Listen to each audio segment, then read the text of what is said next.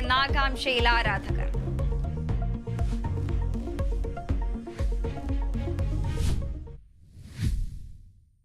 വിശദമായ വാർത്തകളിലേക്കാണ്. ഷാരോൺ വധക്കേസിൽ ശിക്ഷാവിധിയിൽ അന്തിമവാദം പൂർത്തിയായി. ശിക്ഷാവിധി തിങ്കളാഴ്ച പ്രഖ്യാപിക്കും. ശിക്ഷയിൽ ഇളവ് വേണമെന്ന ഗ്രീഷ്മയുടെ ആവശ്യം 24 വയസ്സേ ഉള്ളൂ. പഠനം തുടരണമെന്ന് പ്രതി ഗ്രീഷ്മ കോടതിയിൽ ആവശ്യപ്പെട്ടു. വധശിക്ഷ നൽകണമെന്ന് പ്രോസിക്യൂഷൻ കോടതിയിൽ.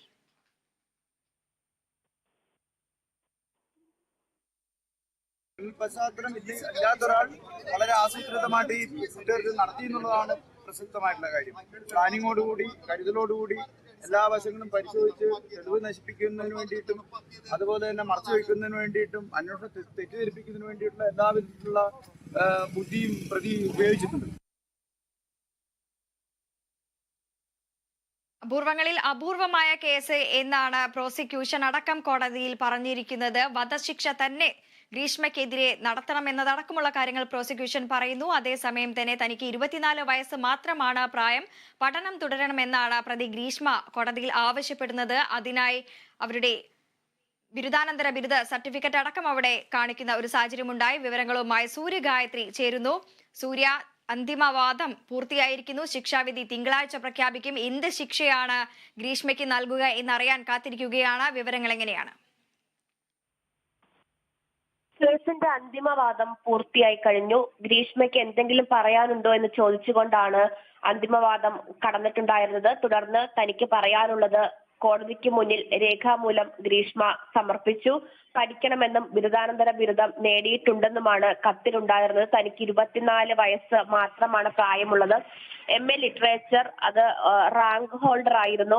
രക്ഷിതാക്കൾക്ക് ഏക മകളാണ് താൻ. അതിനാൽ ശിക്ഷയിൽ പരമാവധി ഇളവ് അനുവദിക്കണമെന്നുള്ള ആവശ്യമാണ് ഗ്രീഷ്മ കോടതിയോട് ആരാഞ്ഞിരുന്നത്. കത്തിനൊപ്പം ബിരുദ സർട്ടിഫിക്കറ്റുകളും ഗ്രീഷ്മ കോടതിക്ക് കൈമാറിയിട്ടുണ്ടായിരുന്നു. ഗ്രീഷ്മയുടെ ഭാഗം കേട്ട ശേഷം കോടതി പ്രോസിക്യൂഷന്റെ വാദങ്ങൾ കൂടി കേട്ടിട്ടുണ്ടായിരുന്നു.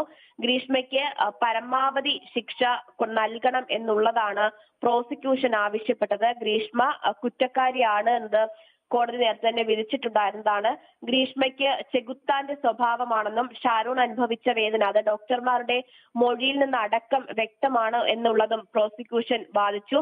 കൂടാതെ അപൂർവങ്ങളിൽ അപൂർവമായ ഒരു കേസാണിത്. അതുകൊണ്ട് തന്നെ പ്രതിക്ക് പരമാവധി ശിക്ഷ തന്നെ നൽകി മാതൃകാപരമായ ഒരു നടപടി എടുക്കണമെന്നുള്ളതാണ് പ്രോസിക്യൂഷൻ ആവശ്യപ്പെട്ടത്. ഒരു ചെറുപ്പക്കാരന്റെ സ്നേഹത്തെയാണ് ഗ്രീഷ്മ കൊലപ്പെടുത്തിയത്. സ്നേഹം നടിച്ച് വീട്ടിലേക്ക് വിളിച്ചു വരുത്തി കൊലപാതകം നടത്തുകയായിരുന്നു.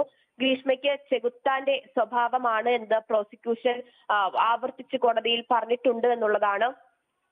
ക്രൂരനായ ഒരു കുറ്റവാളിക്ക് മാത്രമാണ് ഇങ്ങനെ ഒരു കൃത്യം ചെയ്യാൻ കഴിയുകയുള്ളൂ. ഗ്രീഷ്മയുടെ അറിവും അതുപോലെ തന്നെ ആ റാങ്ക് ഹോൾഡിംഗ് ഒക്കെ ഉപയോഗിച്ച് കൃത്യമായിട്ട് ഒരാളെ കൊലപ്പെടുത്തുന്നതിന് വേണ്ടിയുള്ള ശ്രമമാണ് നടത്തിയത്. കൃത്യമായ ആസൂത്രണത്തോടെയാണ് ഷാരോണിനെ കൊലപ്പെടുത്തിയത് എന്നുള്ള കാര്യവും പ്രോസിക്യൂഷൻ ഇന്ന് കോടതിയിൽ വാദിച്ചു. അതിനായി പരിശോധനകൾ നടത്തുകയും ഗൂഗിൾ ഉൾപ്പെടെ തെരഞ്ഞ് കണ്ടുപിടിക്കുകയും ചെയ്തിട്ടുണ്ടായിരുന്നു. നേരത്തെ തന്നെ മുൻകൂട്ടി നിശ്ചയിച്ച കൊലപാതകമാണ്. ഇത് ഒരിക്കലും അവിചാരിതമല്ലായിരുന്നു എന്നുള്ള കാര്യവും പ്രോസിക്യൂഷൻ പറഞ്ഞു. വിദ്യാസമ്പന്നയായ യുവതി വിവരങ്ങളെ ഉപയോഗിച്ച് അല്ലെങ്കിൽ തന്റെ വിദ്യാഭ്യാസം ഉപയോഗിച്ച് അത് ദുരുപയോഗം ചെയ്യുകയാണ് ചെയ്തതെന്നതും ഷാരോണിനും നിരവധി സ്വപ്നങ്ങൾ ഉണ്ടായിരുന്നു. ഷാരോണിന്റെ സ്വപ്നങ്ങൾ കൂടിയാണ് ഗ്രീഷ്മ തകർത്തത്. പ്രതിക്ക് മനസ്താപം ഉണ്ടാകില്ല, അതുകൊണ്ട് തന്നെ പ്രതി ഒരു ദയയും അർഹിക്കുന്നില്ലെന്നും പ്രോസിക്യൂഷൻ വാദിച്ചു. ഷാരോണിന് സാമൂഹിക വിരുദ്ധ പശ്ചാത്തലമുണ്ടെന്നാണ് പ്രതിഭാഗം ഇന്നിപ്പോൾ കോടതിയിൽ വാദിച്ചത്.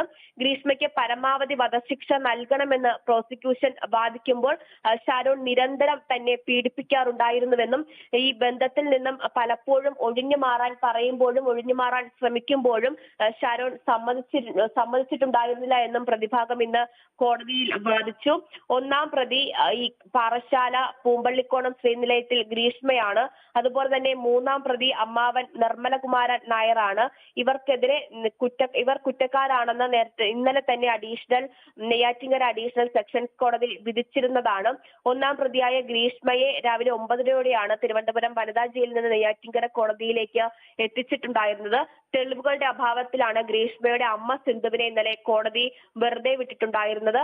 ഇന്നിപ്പോൾ വിധി ഉണ്ടാകുമെന്നാണ് ആദ്യം അറിയാൻ സാധിച്ചിട്ടുണ്ടായിരുന്നത്. പക്ഷെ അത് അന്തിമവാദം മാത്രമാണ് ഇന്നിപ്പോൾ ഉണ്ടായിരുന്നത്. വാദമൊക്കെ തന്നെ പൂർത്തിയായി കഴിഞ്ഞിട്ടുണ്ട്. തിങ്കളാഴ്ചയായിരിക്കും